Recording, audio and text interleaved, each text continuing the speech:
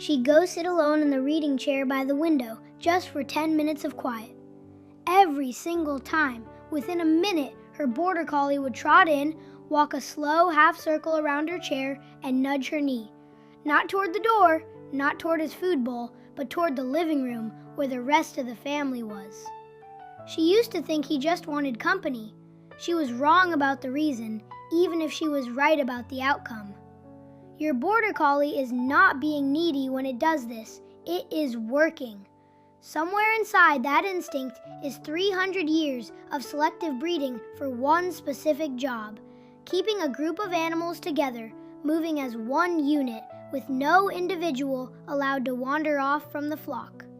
Your Border Collie was never trained to do this. It was born already knowing how.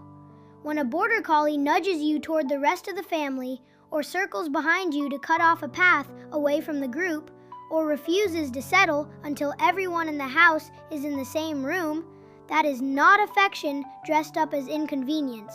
That is a working dog doing the only job its brain was built for, and you are the flock.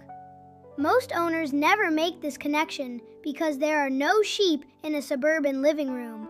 But the instinct does not need livestock to activate. It only needs a group, and a member of that group who has moved slightly apart from the rest. Herding behavior in Border Collies is built from a small number of specific, ancient movement patterns, each one borrowed directly from wolf hunting behavior and then selectively intensified by generations of shepherds. Wild predatory behavior follows a sequence: orient toward the target, stalk it, chase it, and finally bite it.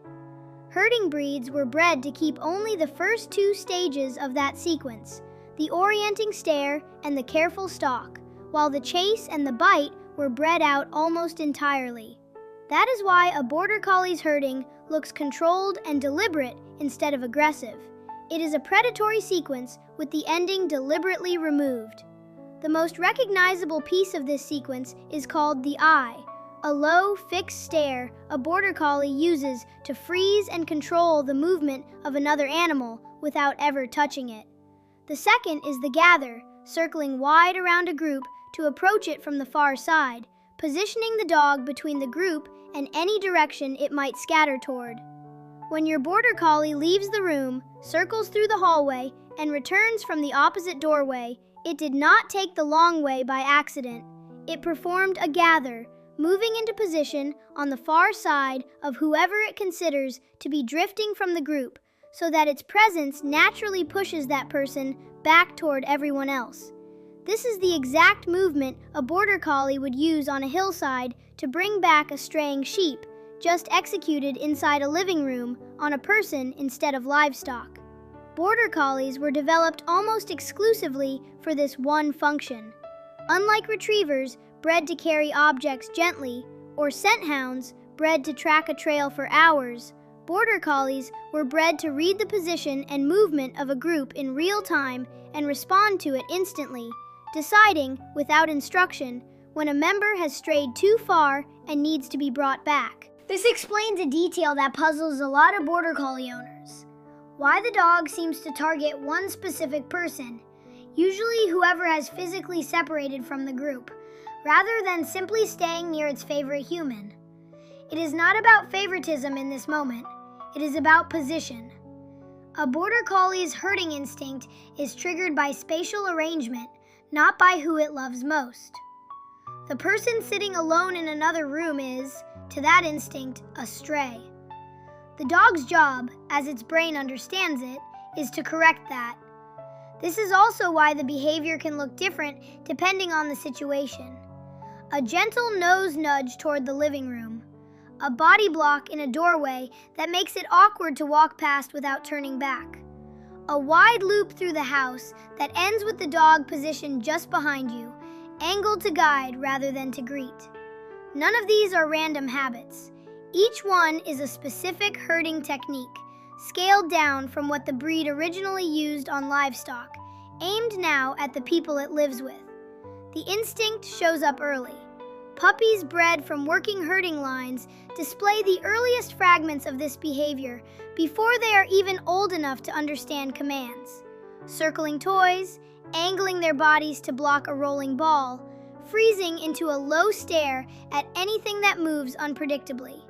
None of it is taught. It is simply what the breed's brain reaches for first.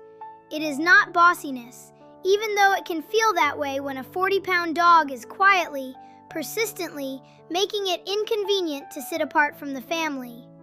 A border collie that herds its people is not trying to control them out of dominance. It is doing the one job its brain has never stopped trying to perform, in a house that has no sheep, with a family that became the only flock available. Once you understand this, the behavior stops looking like an odd quirk and starts looking like something closer to identity. Your border collie was never simply a pet who happened to be smart. It is a working animal, born with a job already loaded into its brain, living in a house that never gave it livestock to manage, so it found the closest available substitute and never looked back. Every nudge toward the living room, every wide loop through the hallway that ends behind your knees, every quiet refusal to settle until the whole family is in one room, all of it is the same instinct, expressed the only way it can be, in a world built for humans instead of sheep. Your border collie did not choose to stop working when it left the hillside behind. It simply started working on you. The next time your border collie circles behind you and gently steers you back toward everyone else, watch what it is actually doing. It is not asking for attention. It is finishing a job 300 years of breeding never let it forget how to do. And it has decided, without anyone asking, that your family is the flock worth keeping together. Hit that like button and subscribe. We share new discoveries about your dog every week. And tell us in the comments, does your border collie herd your whole family or just you?